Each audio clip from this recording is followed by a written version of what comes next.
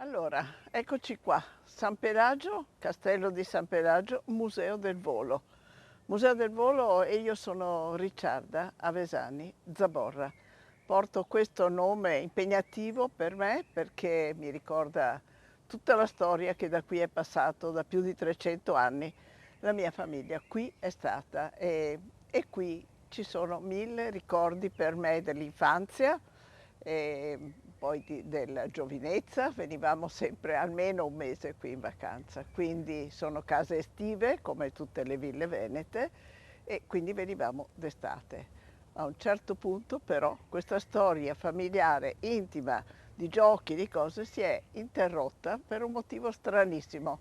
Un bel giorno, era il 9 agosto del 1968, che non mi sbagli, 1968, e davanti al castello, davanti sul fronte, si svolge a nostra insaputa una grande festa.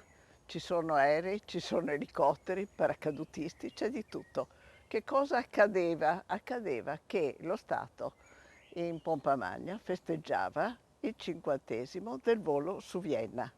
Ed ecco che allora è venuta a noi questa idea. Era difficile mantenere questo posto senza un'attività che potesse sostenerlo. E allora l'idea è stata questa: raccontiamola questa bella storia che riguarda, è vero, un tempo di guerra, ma riguarda un'azione estremamente, ma vorrei dire, romantica, ecco, in quanto senza morti, senza feriti, con un volo incredibile per il mondo intero, perché tutti i giornali ne hanno parlato. Un poeta che si prende questa briga di partire da qui, arrivare sulla città, la capitale austro-ungarica, che era Vienna, perfettamente sicura che nessun aereo avrebbe potuto raggiungerla, per cui in grande tranquillità la gente era a passeggio. E invece arrivano i nostri, che sono D'Annunzio e i suoi, e riempiono il centro di Vienna di bellissimi volantini tricolori, quindi un bombardamento di carta. È un evento così straordinario che all'epoca non si era ancora mai visto.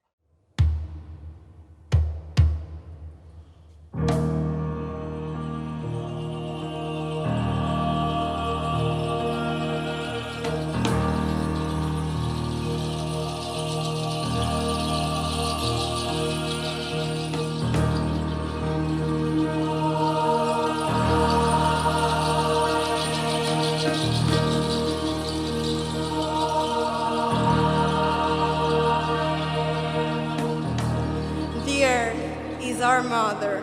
From her, we get our life and our ability to live. It is our responsibility to care for our mother, and in caring for our mother, we care for ourselves.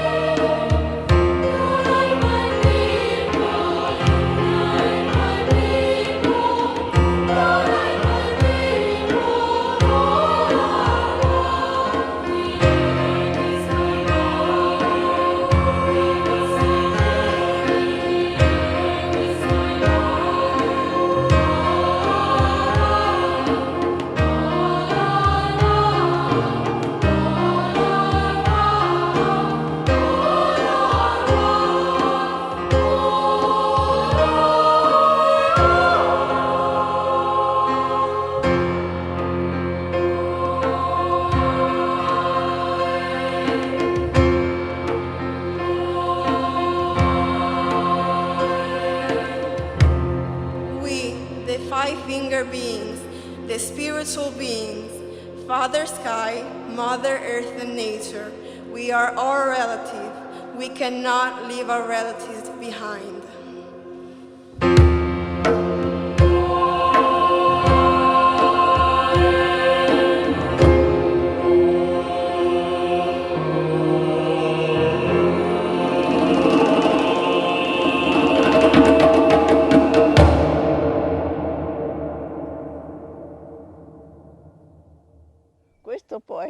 Questo poeta incredibile poi torna qui e c'è un video dell'Istituto Luce in cui si vede benissimo il ritorno di D'Annunzio da Vienna e sullo sfondo il castello di San Pelagio. Quindi non abbiamo dovuto indovinare proprio niente, c'era tutta, la storia c'era.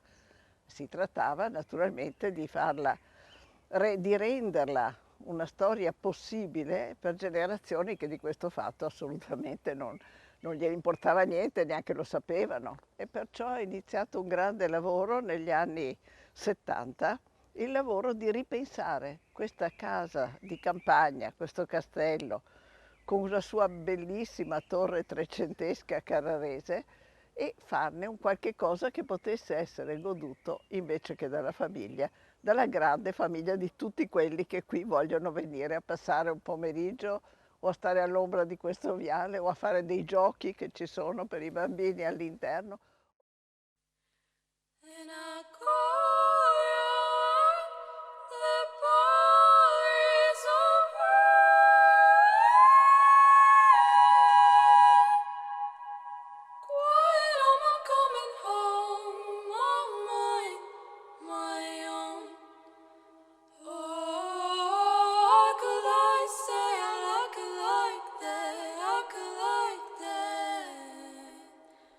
Oh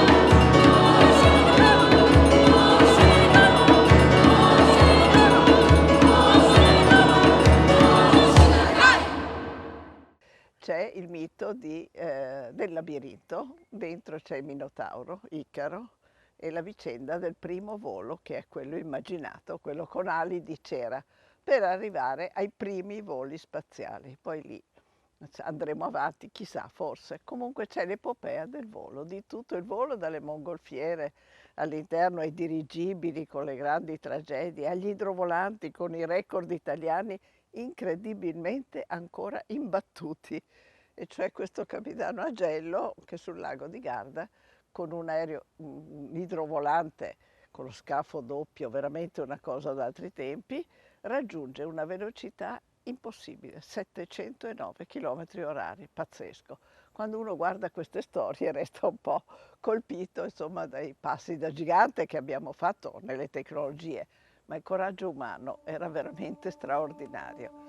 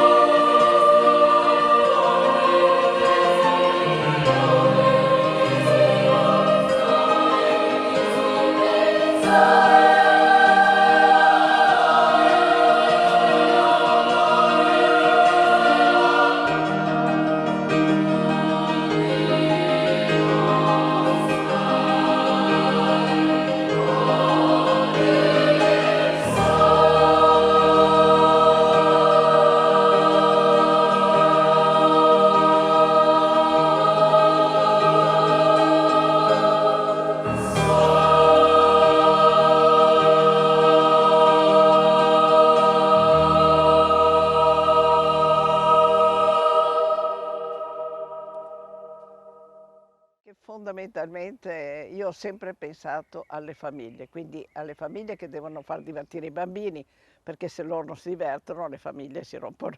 Ecco, non è che sono contente, perciò era importantissimo trovare il modo in cui i bambini si divertono e gli adulti anche. Vedo comunque che nei giochi che noi proponiamo, per esempio la caccia agli alberi, è tutta la famiglia che è coinvolta. Allora la mamma cerca il caco di là, il bambino cerca il glicine da un'altra parte. E insomma sono di corsa in cerca di questi alberi. Poi loro devono prendere l'impronta con la carta della corteccia e in questo modo imparano che gli alberi sono uno diverso dall'altro. Dire alberi è come dire uomini, è tutto e niente.